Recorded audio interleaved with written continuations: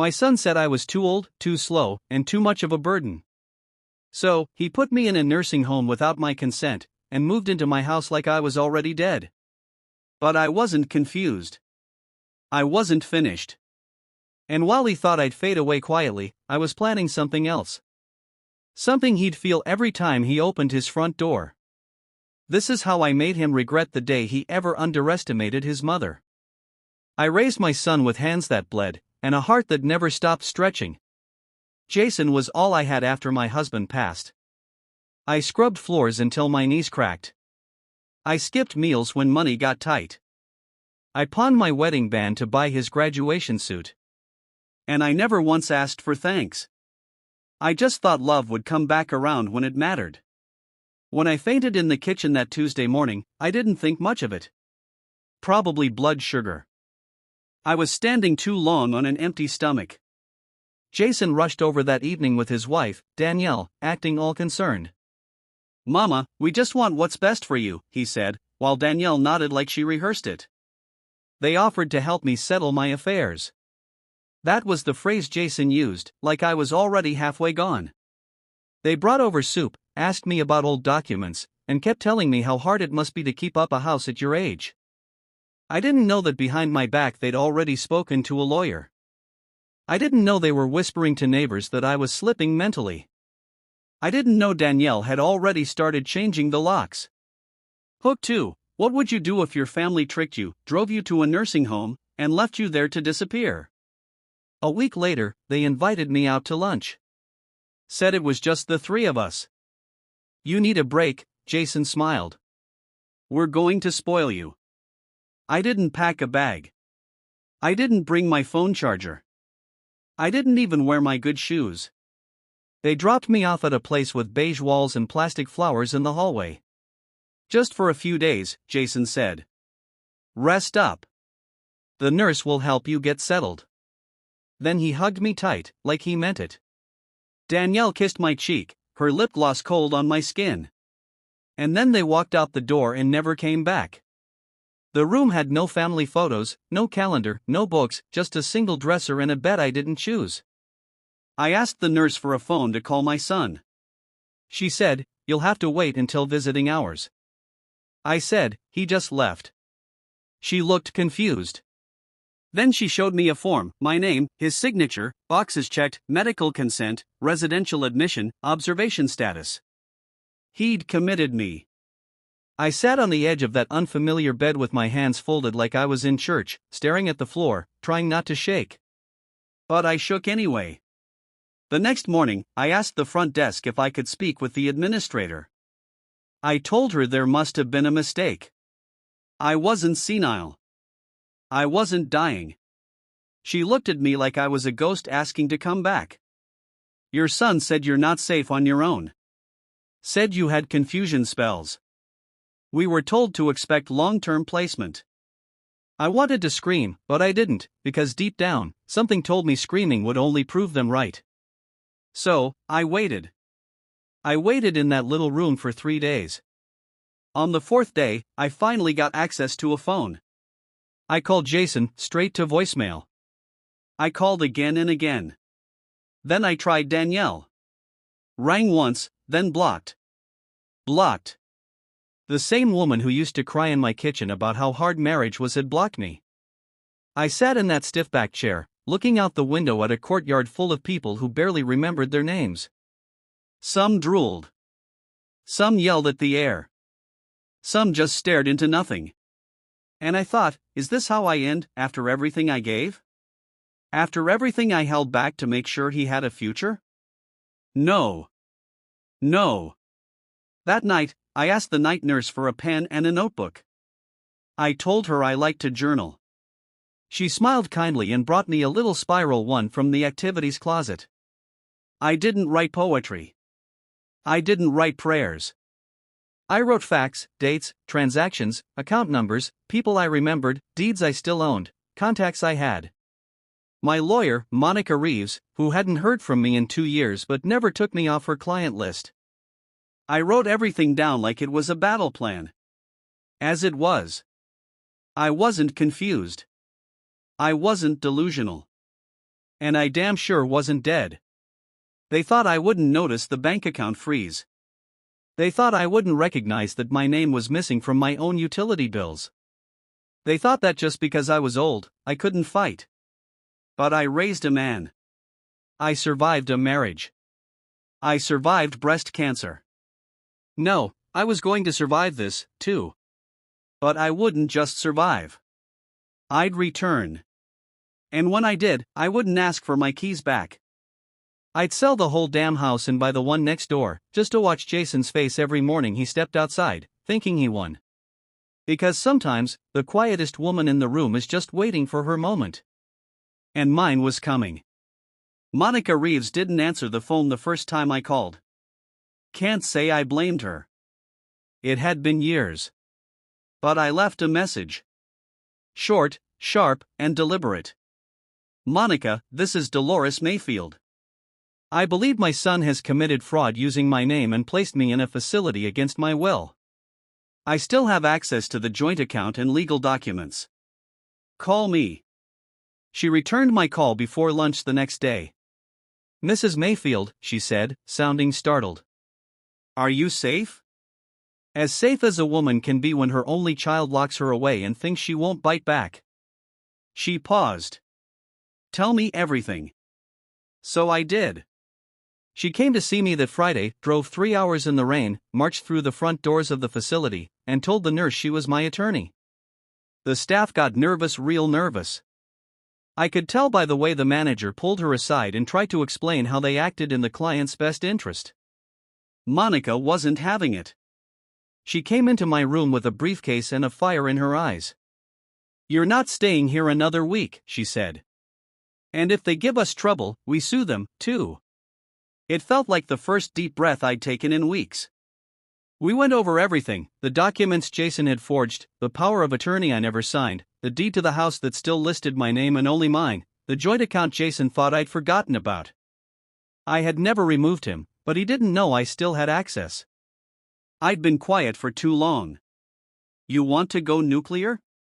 Monica asked. I looked her dead in the eyes and said, no. I want to go biblical. She grinned. Let's start with a revocation. You're still mentally competent. You still have your rights. First thing we do is strip him of every bit of legal control he thinks he has. Within days, Monica filed an emergency motion to revoke the forged POA. We submitted a capacity evaluation from the facility's own doctor, who had told me privately he saw no signs of dementia. We opened a case against Jason for elder exploitation and misrepresentation of legal documents. And we froze the account he used to pay his fancy mortgage. I left the nursing home on a Wednesday afternoon. No goodbyes, no farewell hugs, just a bag of clothes Monica bought for me and a slow walk out the front door. Freedom never smelled so sweet. We didn't go back to my house. I didn't want to. Monica booked us into a private suite at an extended stay for the weekend while we worked out the next step. Jason didn't know I was out yet. But oh, he would. That weekend, Monica filed a petition to enforce a partition sale of the property. Since Jason was living in a home he didn't legally own, and I had not given consent for him to stay, we had every right to force a sale. If he refused to vacate, we'd go through the courts, and law enforcement would remove him. And because I was still the legal owner, every dime would come to me. I pictured him and Danielle sitting on my velvet couch, sipping wine they couldn't afford, bragging about how they inherited a house from a confused old lady. They didn't inherit anything. They stole it. And now they were going to choke on it. The process took about a week to move through preliminary hearings. We served them the paperwork at 7 a.m. on a Tuesday. According to Monica's private process server, Danielle screamed. Jason turned ghost white and slammed the door. I didn't need to witness it. Knowing was enough. That evening, my phone buzzed. It was a number I didn't recognize. I let it ring. Then it rang again. Then again. I finally answered. Mom, Jason's voice was low, almost childlike. We got something in the mail today. Is this real? I didn't respond. He continued, "You can't be serious. You're going to kick me out of my own house?" I took a breath and said, "You mean the house you threw me out of?" He went silent. "I never signed the documents," I continued. "You forged my name, froze my accounts, and tried to erase me. That's not what happened. I was left in a nursing home with no warning and no clothes. I was lied to, manipulated, and legally violated. So, yes, Jason, I'm serious." "Mom," he said. "Listen, Danielle thought." "I don't care what Danielle thought. You're the one I raised. And you let her put me in a box before I was even buried." His voice shook. "You're really going through with this?" "Yes," I said. "And you have 30 days to get out." I hung up before he could respond. That night, I slept better than I had in months. Monica and I drank sparkling cider out of paper cups and watched old game shows in our hotel room. It wasn't glamorous, but it was mine, my choice, my moment. The next morning, we met with the buyer, a young black couple, newly married, looking for their first home. They loved the garden, loved the arched hallway, loved the soul of the place. "I think it wants to be filled with love again," the wife said, running her hand along the kitchen counter. I nodded. "It does." I accepted their full cash offer by the end of the day.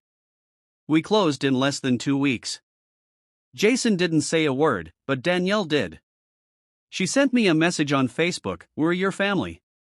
I can't believe you're doing this." This was our future. I stared at it for a long moment, then typed one sentence back, "No, I was your past. And you buried me too early." Then I blocked her. I didn't cry. I didn't smile. I just breathed and waited for moving day, because I had one more step left in this plan. And I was saving the best for last. The last time I walked through my old house, it was nearly empty. Just dust shadows on the floor where my furniture used to sit and a faint scent of lavender from the oil diffuser Danielle insisted on using in every room, the kind that always gave me a headache. They were gone.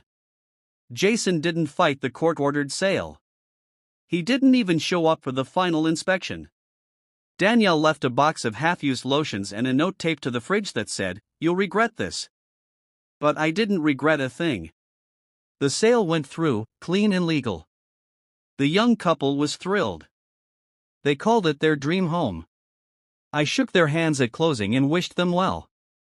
And just like that, the house I once scrubbed clean with my bare hands, the home I gave up everything to preserve, now belonged to someone who would respect it.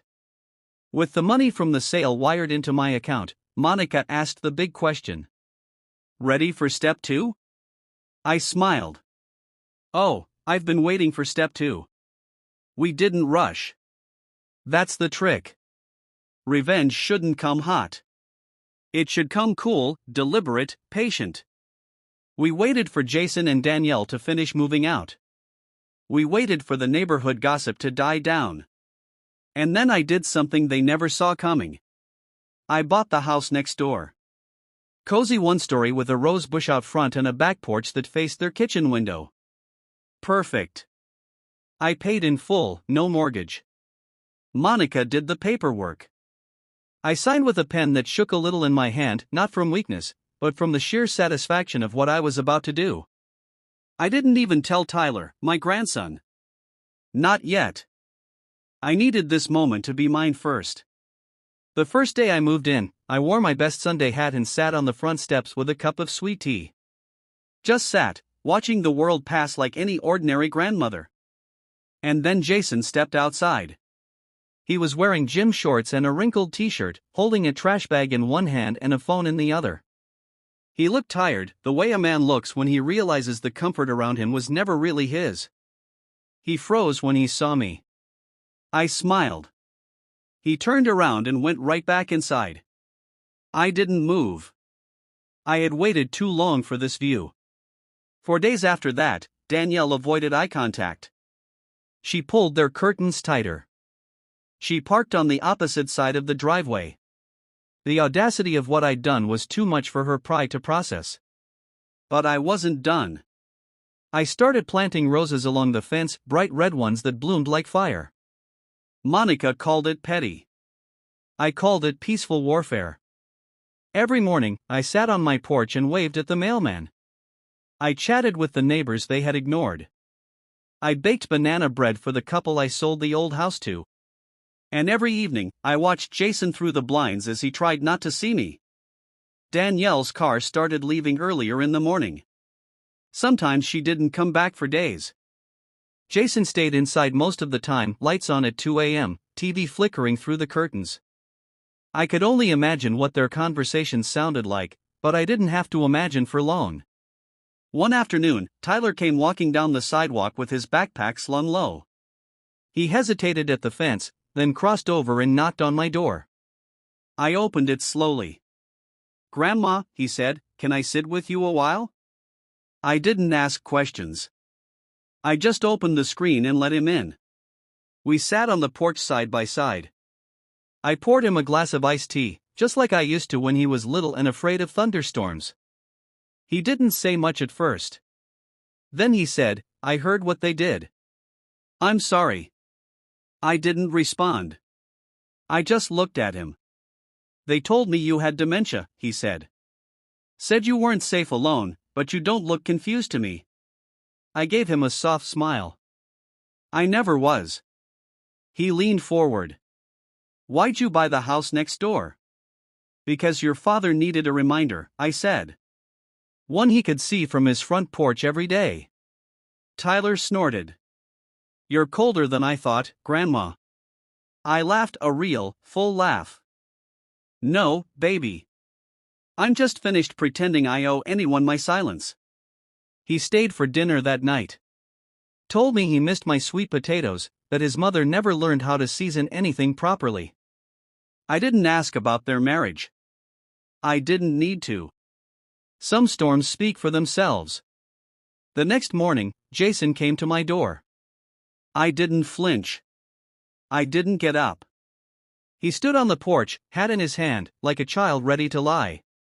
"Why are you doing this?" he asked. I sipped my tea.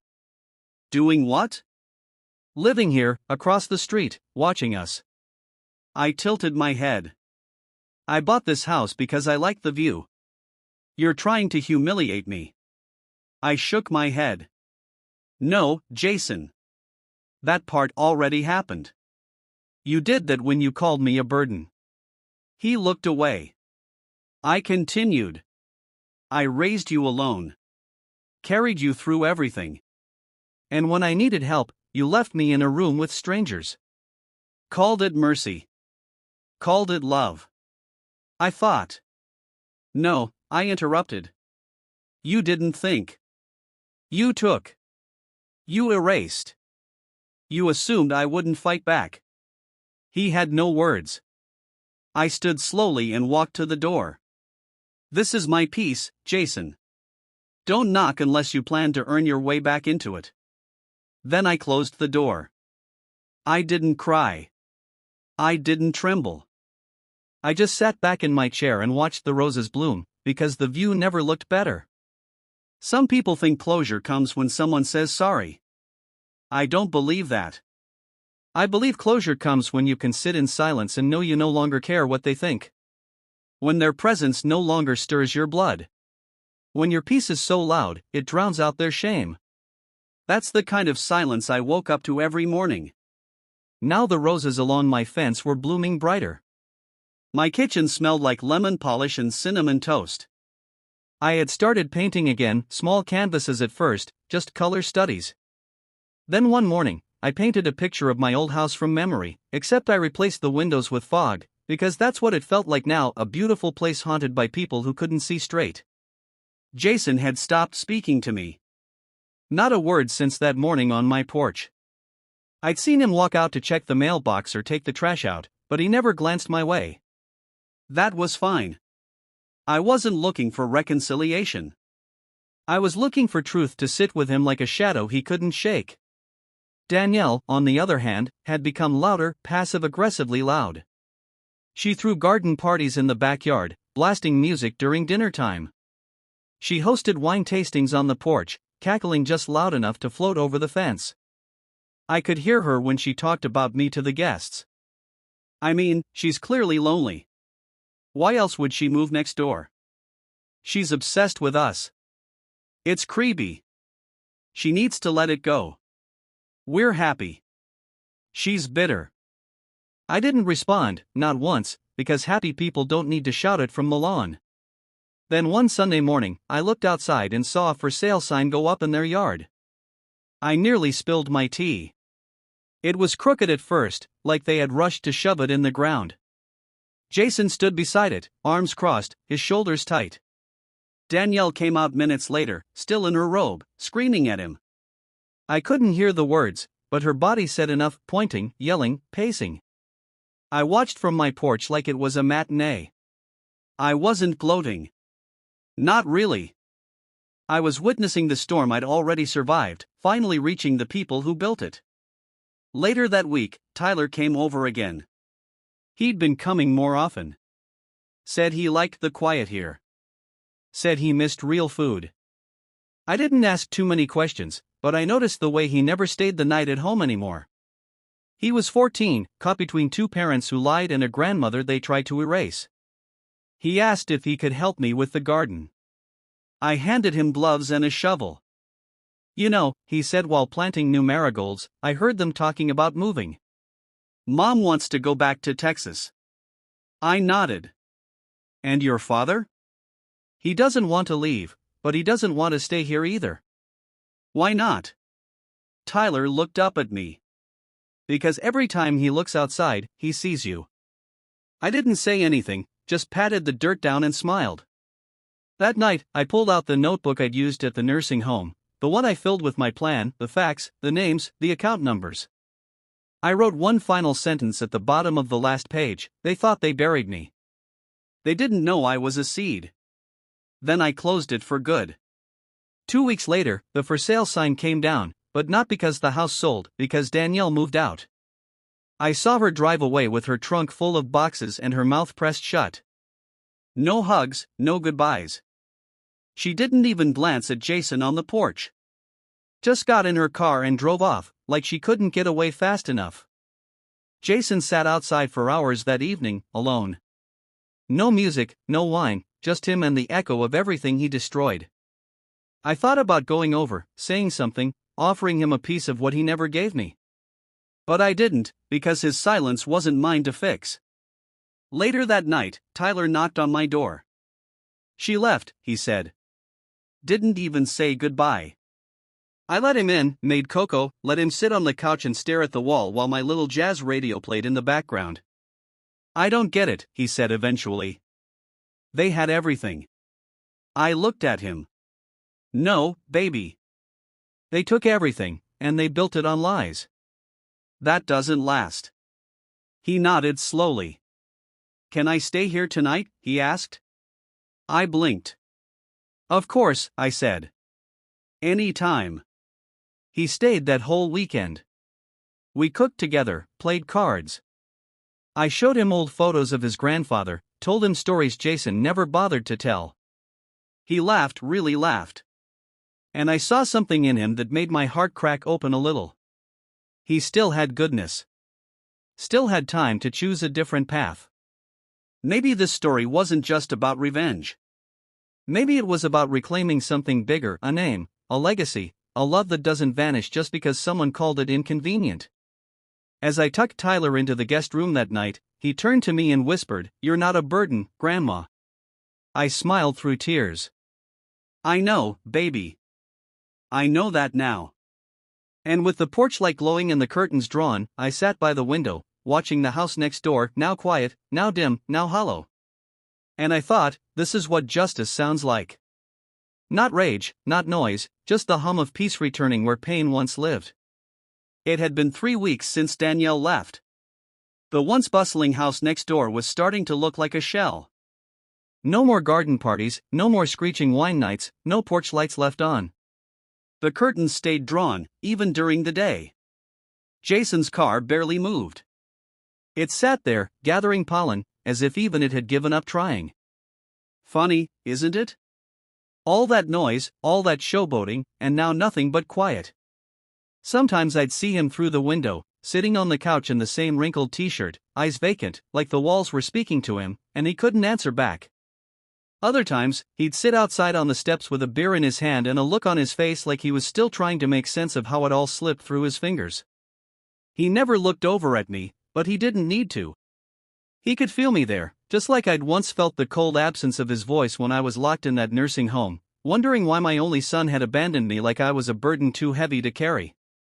And now he was carrying it alone. Tyler had practically moved in with me by then. He split time between my house and school. Jason barely noticed. At least, that's what Tyler said. I don't think he cares anymore, Tyler told me one night over a plate of baked chicken and cornbread. He just stares at the TV. Doesn't even change the channel. I didn't say anything. What could I say? It's hard to pity a man who stole your dignity and buried you alive. But it's also hard to hate the boy you once held against your chest and sang to during thunderstorms. Love is complicated like that. Tyler was doing better, though. His eyes had light again. He smiled more. He helped in the garden, helped in the kitchen, and asked questions about his family history, real questions. Questions Jason never cared to answer. That Friday, we went down to the church pantry together and dropped off some groceries. I saw a few familiar faces. One of the deacons pulled me aside and whispered, "We heard what they did to you, Miss Dolores. We're so sorry." I just smiled and said, "God restores what people try to ruin." They nodded, eyes soft with understanding. I could see they'd been watching from afar, just like everyone else. The whole neighborhood knew by now. That was the other part of revenge people don't talk about. It spreads, not because you shout about it, but because silence leaves a trail even louder than screaming. And Jason's silence, it was ringing through the community like a church bell after a funeral. That weekend, I went to the community center and dropped off a check, $10,000, anonymous donation. I didn't want credit. It was for their new senior outreach program. A friend told me they were trying to expand rideshare services for elders who lived alone, because I knew I wasn't the only one who had been made to feel like deadweight in their own family. I wanted to make sure no one else would be thrown away as easily as I was. Tyler helped me deliver it. "Why don't you put your name on it?" he asked. "Because the people who need it don't care who gave it. They just need to know someone did." He nodded thoughtfully. That Sunday, Jason came to my porch. I was baking sweet potato pie. The smell must have drawn him out. He stood there for a long time before knocking. I opened the door, wiped my hands on a towel, and waited. He looked different, tired, like someone who hadn't slept well in weeks. "I wanted to talk," he said. I stepped outside but didn't invite him in. He looked down at the porch floor. "Danielle's not coming back." I said nothing. I tried to fix things, but everything fell apart. I said nothing. Then he looked up at me, and for the first time in a long time, I saw the boy I used to know hiding somewhere behind those broken eyes. "I messed up, Mama." The words fell like bricks. I thought I was doing the right thing. I don't know. I got scared. I didn't want to lose everything trying to take care of you. "You didn't take care of me," I said, quiet but sharp. "You got rid of me." He nodded slowly, guilt swelling behind his eyes. "I was wrong." There was a finality. I waited, then said, "And now?" "I don't expect anything. I just wanted to say it." I took a deep breath. "You thought you could bury me, Jason," I said. "But you didn't know what I had left in me. You forgot what I gave up to build that house, to raise you, to keep your lights on, to put food on your table." He looked down again. "I didn't forget," he whispered. I tried to rewrite the ending, and I was wrong." I nodded once, then said, "Tyler is safe with me. He can stay as long as he needs. But you've got some soul searching to do, and you won't do it on this porch." Then I turned and went back inside. I didn't slam the door. I didn't cry.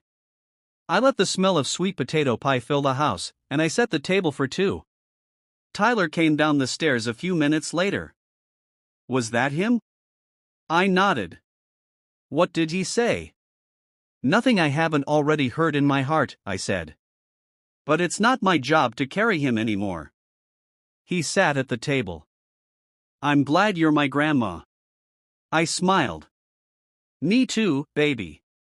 Me too. Outside, Jason sat on his porch alone again. And I let him, because peace, once reclaimed, is not something you ever surrender again. You don't always get the ending you thought you wanted. Sometimes you get something better. I never imagined I'd spend the last chapter of my life living next door to my own son after he betrayed me. I never pictured raising my grandson a second time. And I sure never thought peace would come not through reconciliation, but through boundaries. But here I am, still standing, still breathing, still free. Jason never left the neighborhood. He didn't sell the house, even after Danielle packed up her car and disappeared back to Texas. He stayed put. Maybe it was guilt. Maybe it was shame. Or maybe he thought he could fix it by proximity. But I didn't want proximity. I wanted distance with meaning. He tried a few more times to visit. A wave here, a knock there.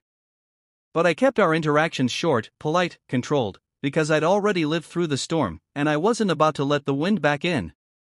Tyler had settled into a rhythm at my house. He called it our place now. He started getting better grades again. He even joined a youth gardening club and asked if we could grow tomatoes next season. Of course we could. We could grow whatever we wanted, because no one was going to uproot us again. One morning, I got a certified letter from my lawyer, Monica Reeves. Inside was the final draft of my will, neatly written, fully notarized, updated to reflect exactly what I wanted. Jason got nothing, not a penny. The house I now lived in, willed to Tyler when he turns 21. Until then, a trust fund would cover his education, living expenses, and anything else he needed to find his footing. The rest of my estate, every bit of retirement savings, sale profits, and old insurance money, would go to a fund I helped launch through the community center, the Mayfield Legacy Grant. It would help older women in crisis, women discarded by the very children they raised, women who needed just one more hand to pull them back into dignity. I'd already made the first donation, $50,000. I didn't tell Jason about the will. I didn't have to. He found out on his own 2 months later when he asked Monica for a copy of the estate plan, just to be informed. She told him with a smile that he wasn't included. He called me that night. "Mom," he said, voice tight. "Is this real? You're cutting me out completely?" "No," I said. "You did that all by yourself years ago when you signed me away like luggage and sold my things before I was even cold." He was silent. I continued, "You didn't just fail me. You erased me. And now you're learning what that feels like." "I was sorry," he said. And I said, "I forgave you. But forgiveness doesn't mean inheritance." Then I hung up. That was the last time we spoke. A month later, he moved quietly. No U-Haul, no goodbye. Just a faded for sale sign that finally came down after 2 weeks. The neighbors said he left town. Some say he went to Florida. Others say he got laid off and moved in with friends. I don't know, and I don't need to, because the day he left, I sat on my porch with a cup of jasmine tea, looked out at the quiet street, and felt nothing but peace. Tyler came outside with 2 muffins and sat beside me. "He's gone," he said. I nodded. Sometimes people leave when they realize they can't control the narrative anymore.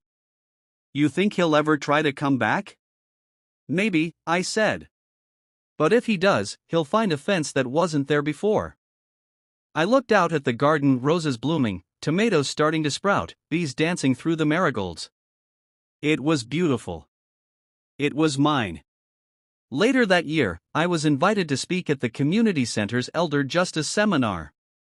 They asked me to say a few words about financial abuse, power of attorney scams, and reclaiming your legal rights. I stood in front of that crowd, mostly women, mostly over 60, and told them the truth. "They will call you old," I said. "They will call you a burden. They will smile while stealing the life you built. But let me tell you something, there is power in the truth. There is power in silence. And there is power in the law if you're brave enough to use it. They clapped. A few women cried. One came up to me afterward, hugged me hard, and whispered, "Thank you for reminding me I'm not crazy." That's what it's really about, not just revenge, but legacy. Making sure no one else gets left behind in a room that smells like bleach and pity. Making sure our stories aren't erased just because we can't carry our groceries anymore. I went home that night and looked around the little house I once thought was a step down from my past. But it wasn't smaller. It was freer. It was lighter. And as Tyler set the table and asked if we could bake cookies later, I realized I wasn't at the end of anything. I was finally at the beginning. They sent me to a nursing home and called me a burden. But I gave them a burden they'll never shake.